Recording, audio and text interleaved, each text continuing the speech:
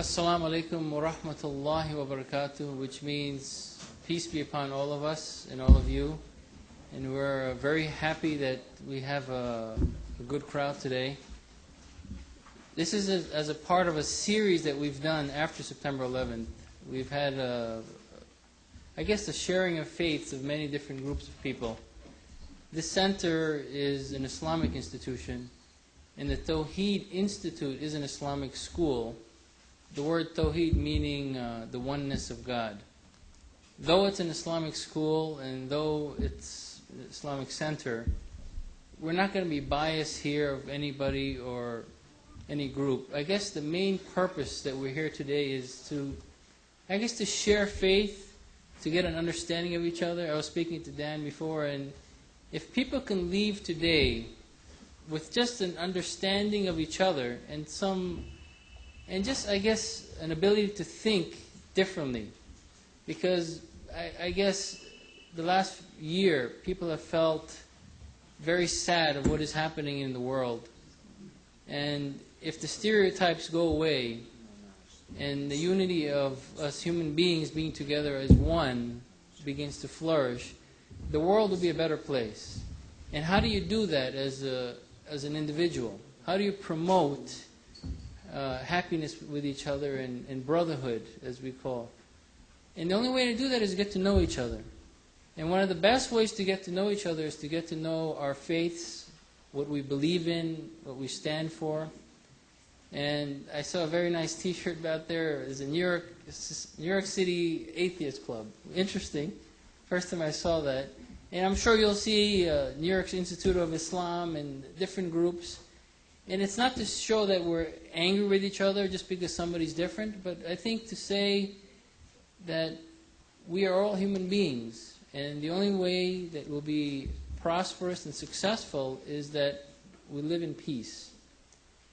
Going back to the Tawheed Institute, it's an institution that we started 14 years ago, and its goal was to educate the youth. And hopefully today, after everybody speaks, that we'll all be better educated on the belief in God and the belief in the other groups who don't believe in God. I'm not going to introduce the speakers, the moderator will do that.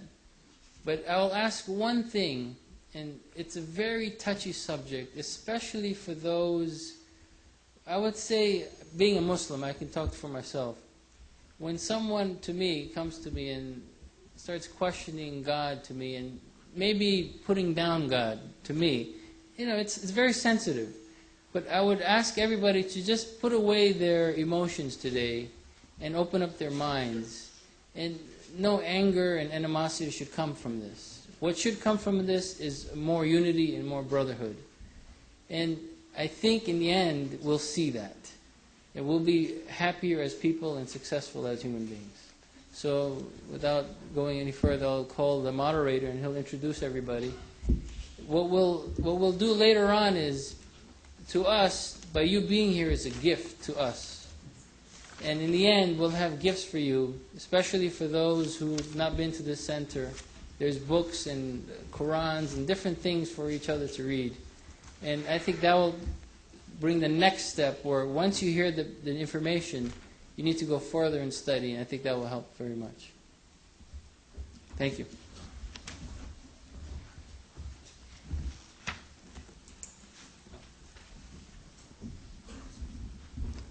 There's a request. We're starting, usually in an Islamic institute, what we do is we start with the recitation of the Word of God, which we call the Qur'an. It's the last revelation of God. So we'll ask Brother Abbas Pura to please come up and recite something for us. And Abbas, you'll also recite the translation? Thank you.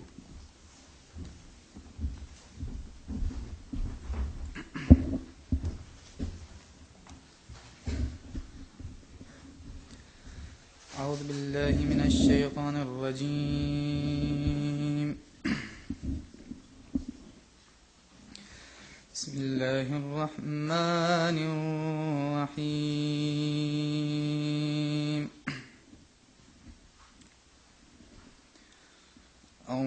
الرحمن علم القرآن خلق الإنسان علمه البيان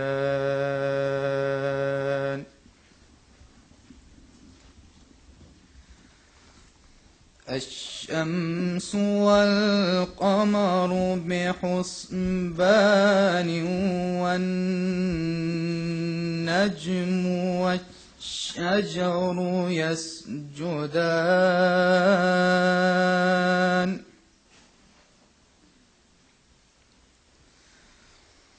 والسماء رفعها ووضع الميزان ألا تطغوا في الميزان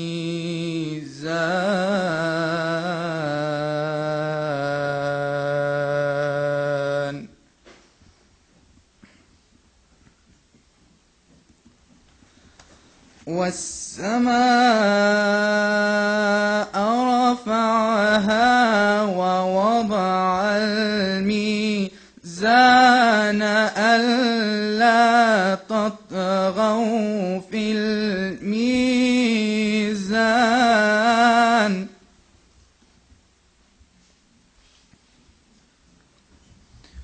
وأقيموا الوزن بالقسط ولا تخسروا الميزان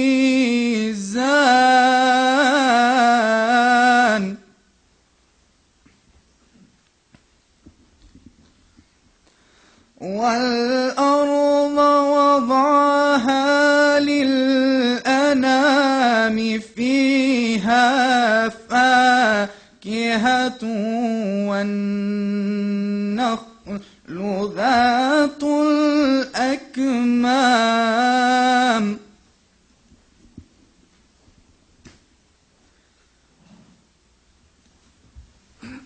والحب ذو العصف والريحان فبأي آلاء ربكما تكذبان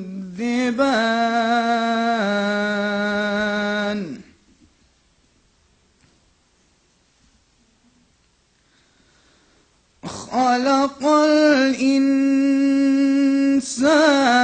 من صلصال كالفخار وخلق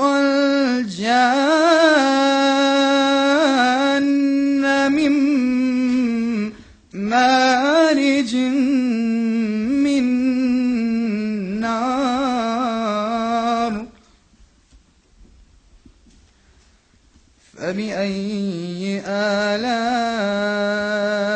ربكما تكذبان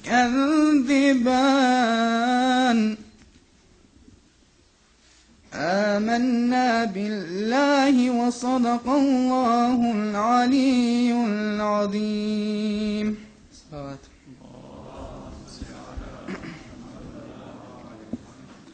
In the name of Allah, the most gracious, most merciful, the beneficent. It is He who has taught the Qur'an.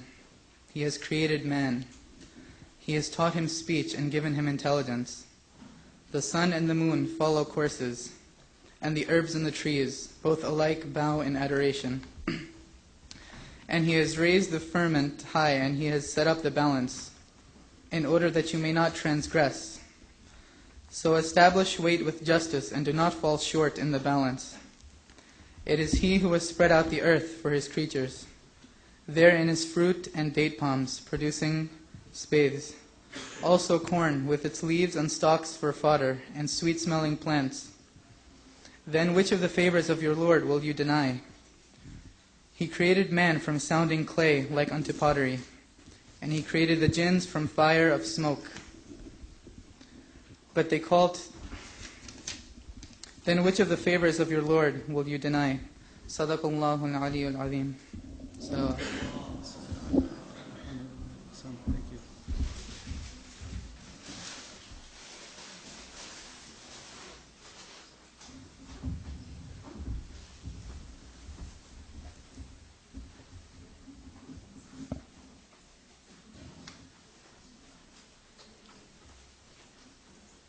Thank you very much, Abbas. That was very much appreciated.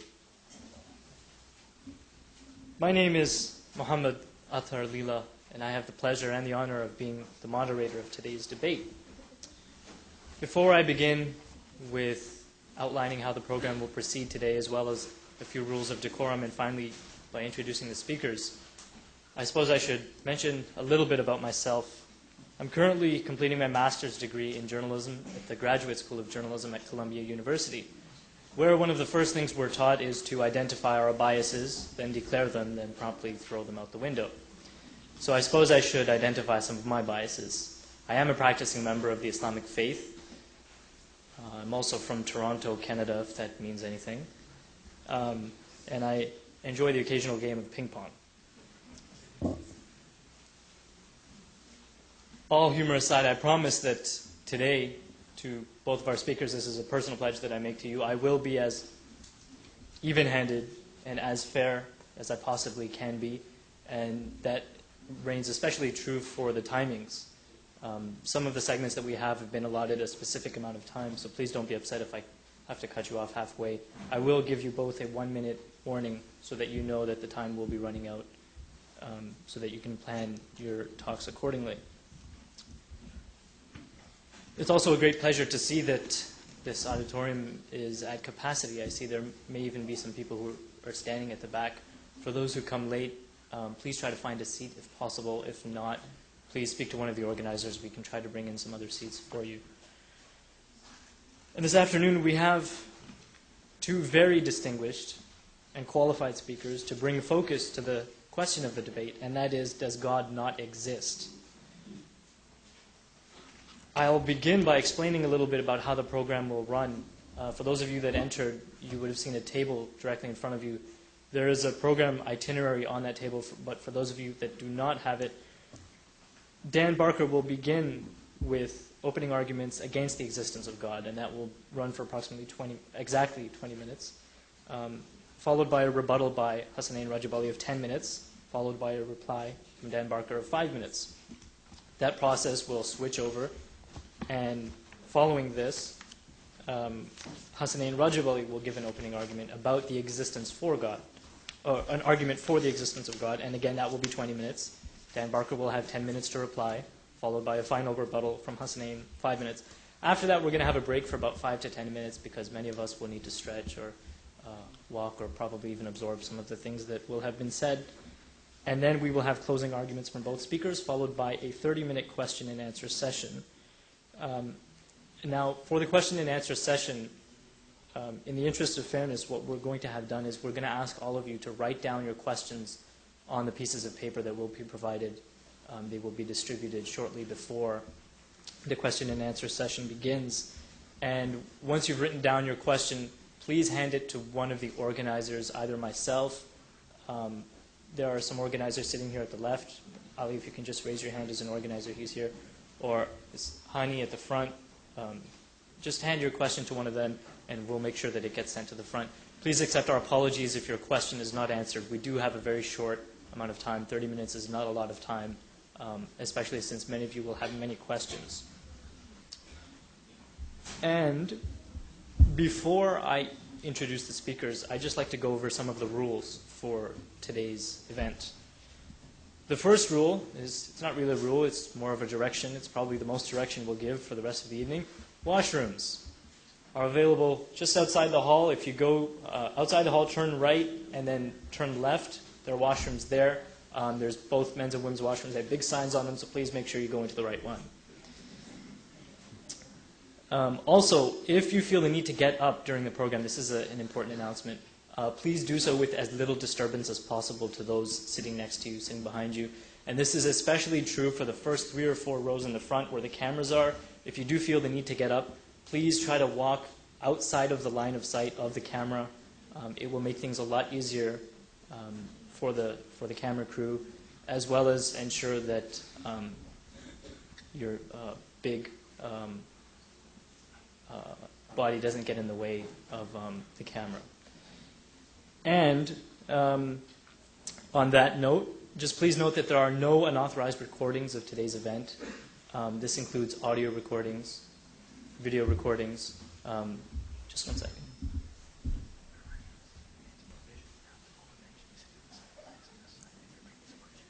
Okay. All right. I've just been advised by the organizers that as much as possible, since this is an Islamic institute, there are certain rules of decorum, and one of those is that we're trying as hard as possible to keep the men on one side and the women on the other side. We are, I'm told, in the process of bringing more chairs down for those of you who do not have chairs yet. So just please hang in tight. The chairs will be coming very soon. As I was saying, there are no unauthorized recordings of this event. There was a sign-up form outside. There will be copies available to those who wish to order them, and the forms, again, are outside. But please, at this point in time, turn off whatever video recording you have, whatever audio recording you have, and we'll ensure that if you do want a copy of the program, we will get it to you. Another rule, just to speed things up a bit, cell phones, pagers. Someone once told me when I was young that the only people that should have cell phones are doctors and drug dealers. So unless you're a doctor, I ask that you turn off your cell phones and pagers. It's very disrespectful to have a gathering when a cell phone goes off. It disturbs the speakers, it interrupts their speech, and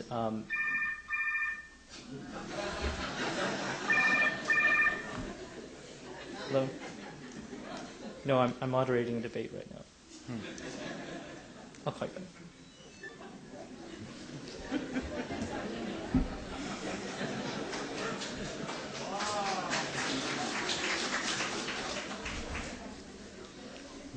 So if you could all, following my lead, turn your cell phones off and your pagers off. That way the program will not be interrupted again, and my apologies for that interruption. The last thing that I just wish to reiterate is something that Muhammad Jafar reiterated earlier, is that in debates of these nature, it's very easy to get emotional, and it's very easy to let our emotions take control of us. But I would just like to reiterate again that out of respect for the speakers, if we could refrain from any kind of negative responses, any kind of jeering, perhaps even booing, or even excessive cheering, if we could just refrain from that to keep a proper decorum and to show the speakers the respect that they deserve, that will help our program run smoothly. Just a note for some of the non-Muslim friends and visitors that are here today, you will have noticed that after the recitation of the Qur'an, the Muslims responded with a phrase in Arabic. And essentially that phrase in Arabic is invoking blessings upon the Prophet. And oftentimes this is how Muslims, rather than clapping, they express their appreciation for a speech or a talk or any kind of thing that's done for the public. They express their gratitude by invoking God's blessings upon the Prophet. So please do not be startled by this. It's a normal thing that when you go to a Muslim gathering, this will happen often. However, we do ask everyone, Muslim and non-Muslim, to please keep the responses, including the applause, and God forbid there should be any boos, to a minimum.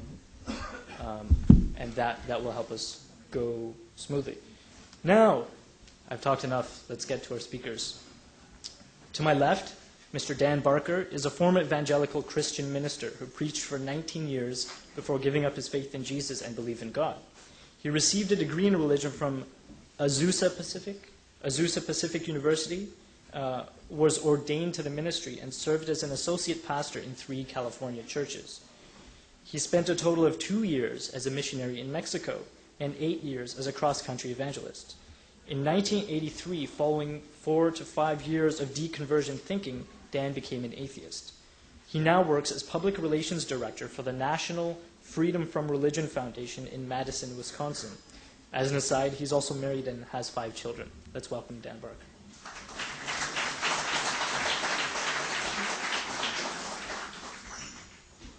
To my right, we have Hassanein Rajab Ali, who is the principal of the Tawheed Institute of New York. He's a popular speaker locally and has traveled worldwide to lecture on Islam. He is also a frequent lecturer at Columbia University on behalf of the Muslim Students Association. He has a master's degree in molecular biology from the University of Colorado and presently owns and operates an internet e-commerce company called NetSite Corp, based in Elmsford, New York. Hassanein came to settle in the United States in 1975, immigrating from Tanzania, East Africa. Let's all welcome Hassanein Rajab Ali.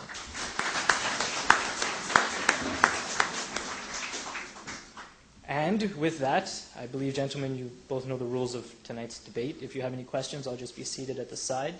And with that, I'd like to invite Mr. Barker to take.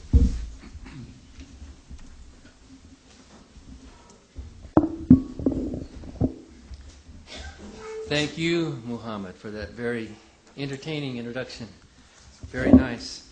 I also want to thank all the other organizers and inviters, especially Ali Kafan, who I thought was single-handedly putting this thing on, but I guess he's had a lot of help with Mohsen and others. So it's very nice to be working with such gracious people as Ali and his helpers. He's also a very generous and a very capable organizer, and I appreciate the opportunity to be a guest in this place.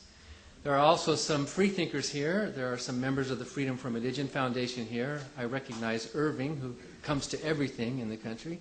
There are members of the Atheists of New York. Another member who is a student at Columbia University with some of the friends there. Richard Carrier is here. So welcome to you and thank you for coming. There are millions of good Americans who do not believe in a God. And on the planet, there's about 1 billion people who do not believe in any kind of a God. Most of them are Buddhists, but there are a lot of other non-religious people who don't believe in a God. I used to believe, as you know, I believed firmly and strongly. I was the devoted disciple of Jesus.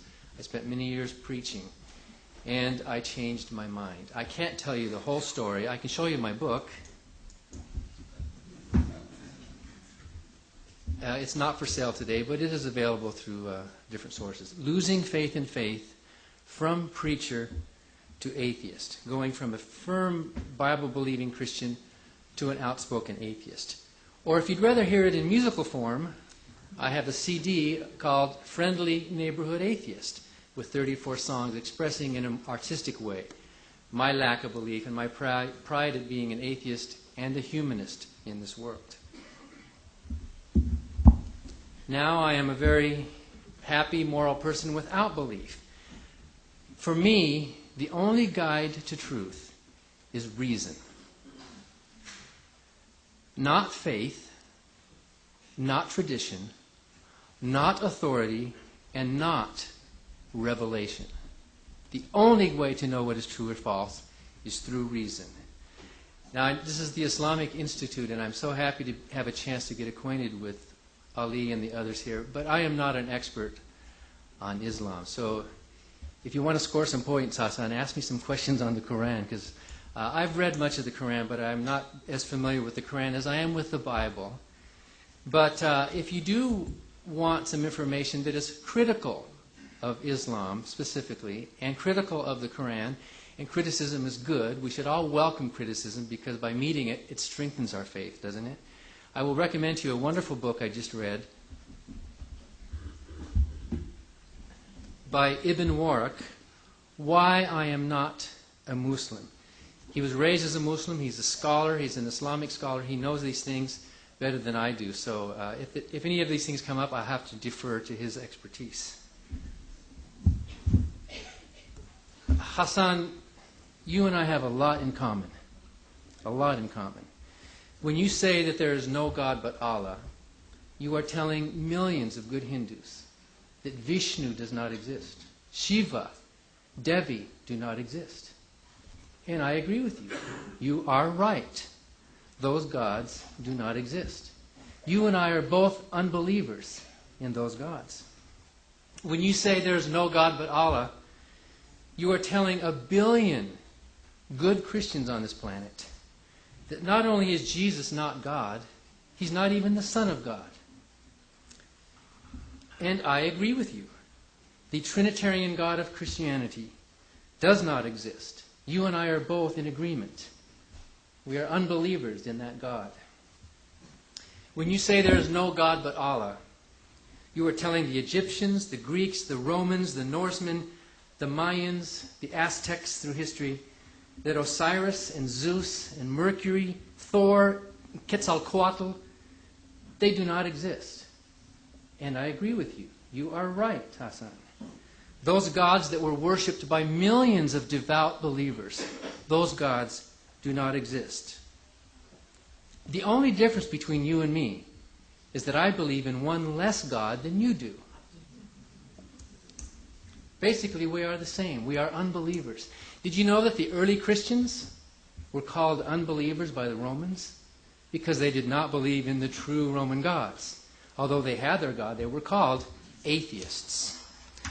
Atheism, in its most general sense, is the absence of a belief in a God or gods.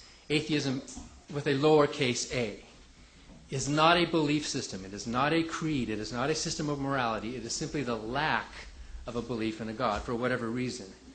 Most agnostics are atheists by this broad definition because the word God could mean anything.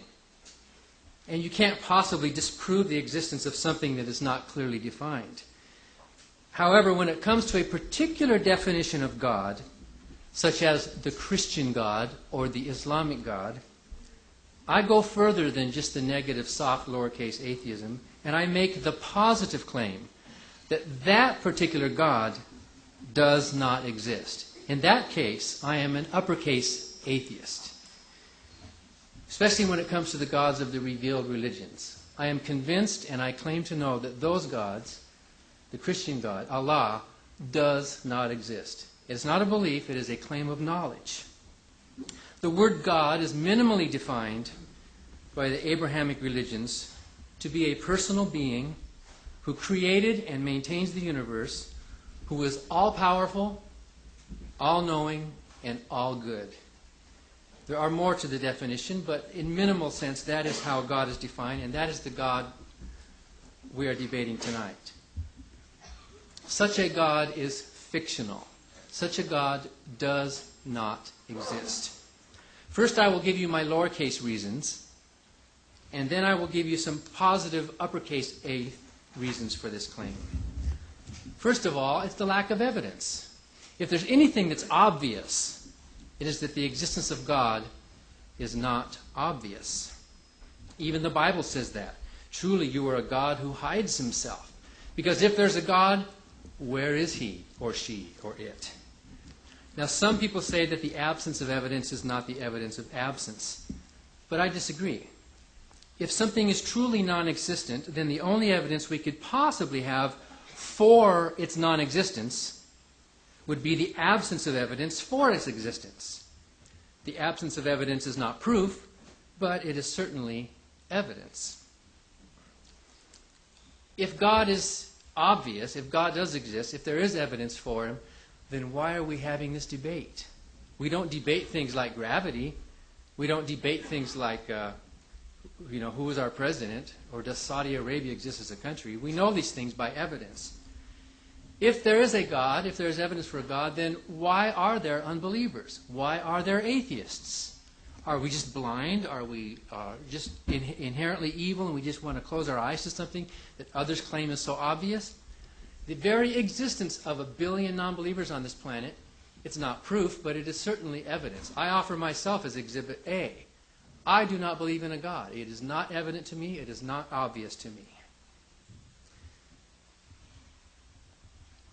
What if scientists were to gather together every Sunday morning like Christians do in church and hold hands and bow their heads and pray and say, yes, gravity is real. I know that gravity is real. I will have faith. I will be strong. I know in my heart that what goes up must come down, down, down. What if they did that? You would think they were pretty insecure on the concept, wouldn't you? And that's what religious people are always doing. They're getting together. What if scientists were to get together every Friday and bow to the north and say, there is no law but evolution, and Darwin is his prophet. There is no law but evolution, and Darwin is its prophet. What if they said that over and over and over and over again? Wouldn't you think they were somewhat insecure? They're trying to talk themselves into this thing for which there is no evidence. And that's what most religions do. They talk themselves into it without any actual evidence that they can show me. Or what if gravity is real and Isaac Newton is its prophet? Isaac Newton, probably the greatest mind of science. 300 years ago, he figured out the laws of gravity. Isaac Newton believed in a God. And when he figured out the laws of gravity and the orbits of the planet, the elliptical shapes and all that, it was a wonderful revelation to our world. Not by revelation, but of course by reason. He figured it out and he proved it with reason. But Isaac Newton was stymied. As great a mind as his, he bumped up against some things that he could not figure out. He did not have an answer for why all the planets were in the same plane.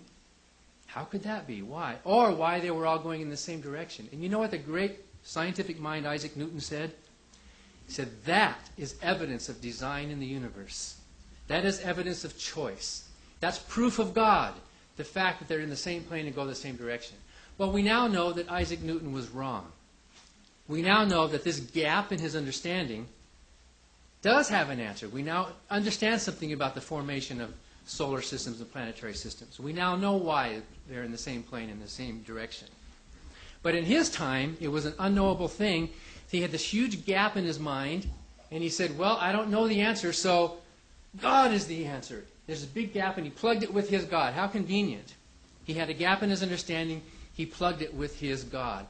And that's basically how the arguments for the existence of God have all boiled down. Christians and Islamic and Jewish theists and others argue, well, there's some gap in our current understanding of science, therefore I can plug my God into that gap. Years ago when it was thundering and lightning, they didn't know what caused it, so Zeus did it, Thor did it. But now we understand electricity and the weather patterns, and Zeus and Thor have died. They're gone. Except we do have a day of the week dedicated to Thor. Fertility of the soil. They used to wonder, how does the crops grow? So they had a goddess named Hera. But now we understand more, and that gap is closed, and that God has died out. Now, I expect Hassan is going to give some of these arguments for the existence of his God, and I will attempt to rebut them during my rebuttal time and attempt to show that many of these arguments are basically just God of the gaps. They're arguments from ignorance.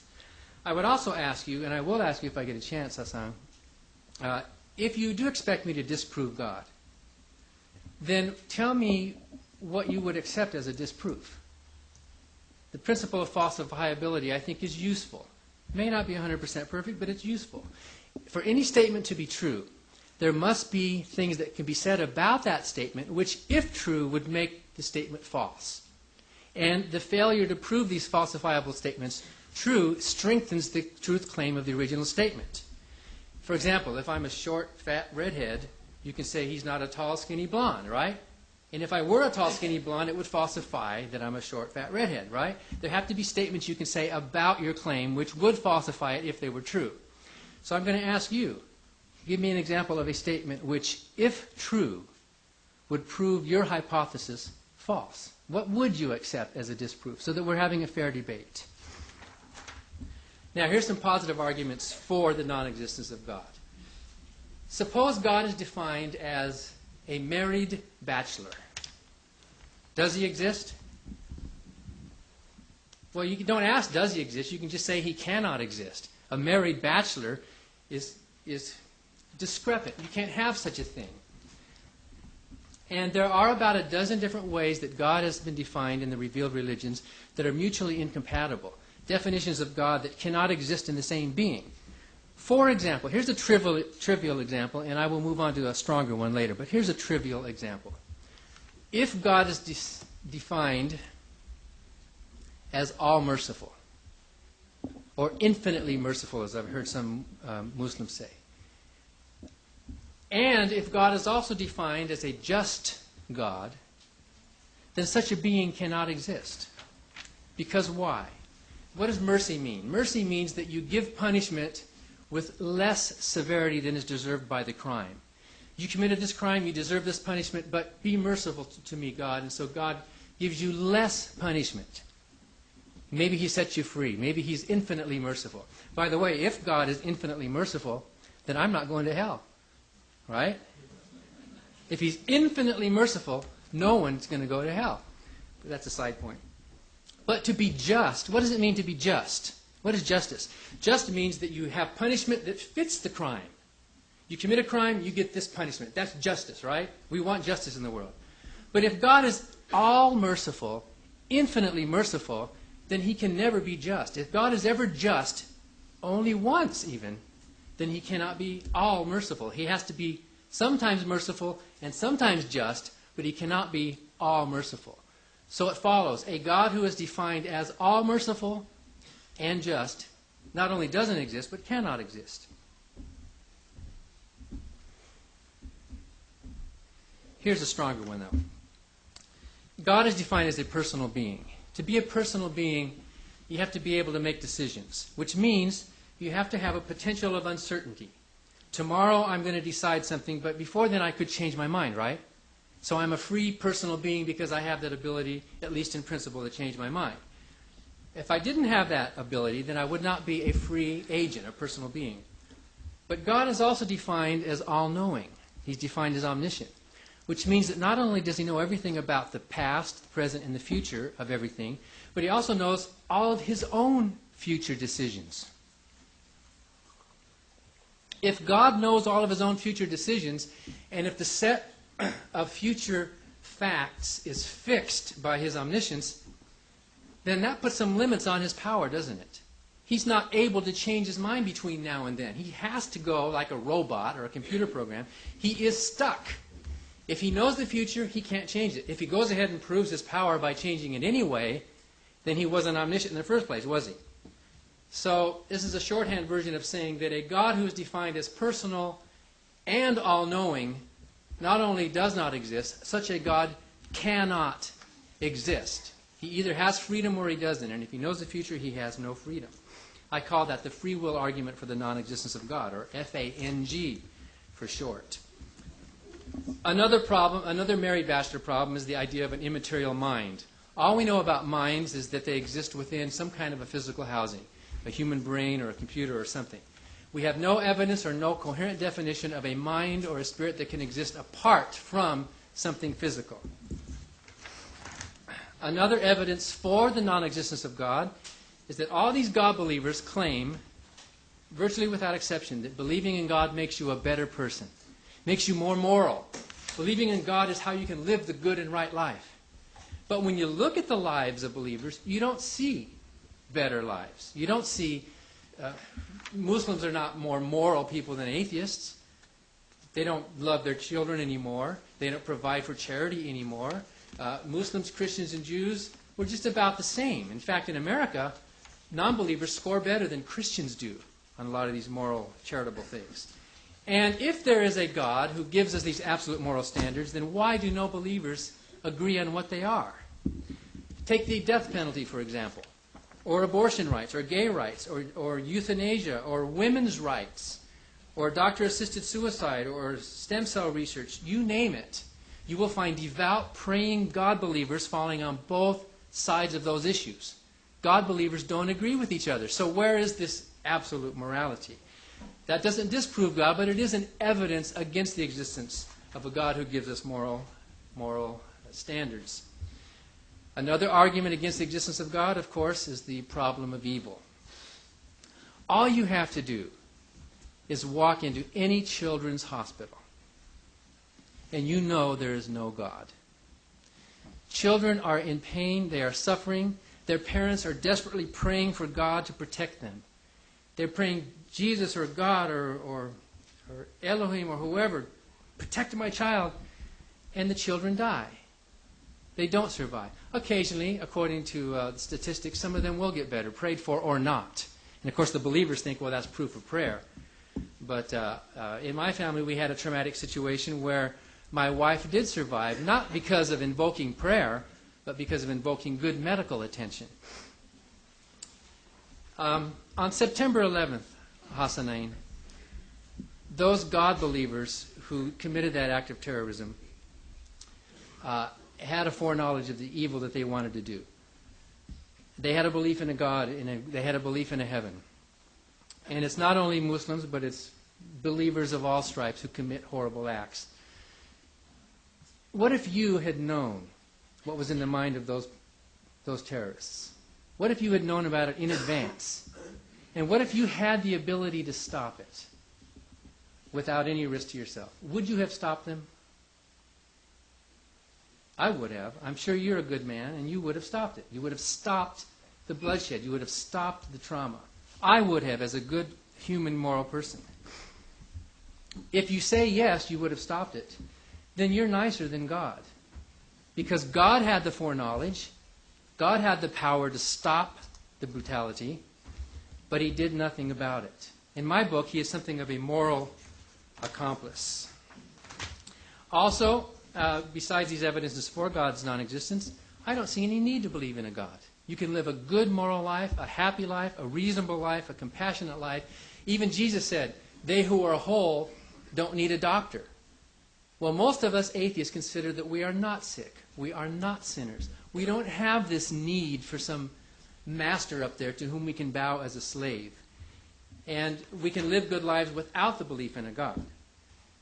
So my time is up, Muhammad tells me, and we will now move to the next phase.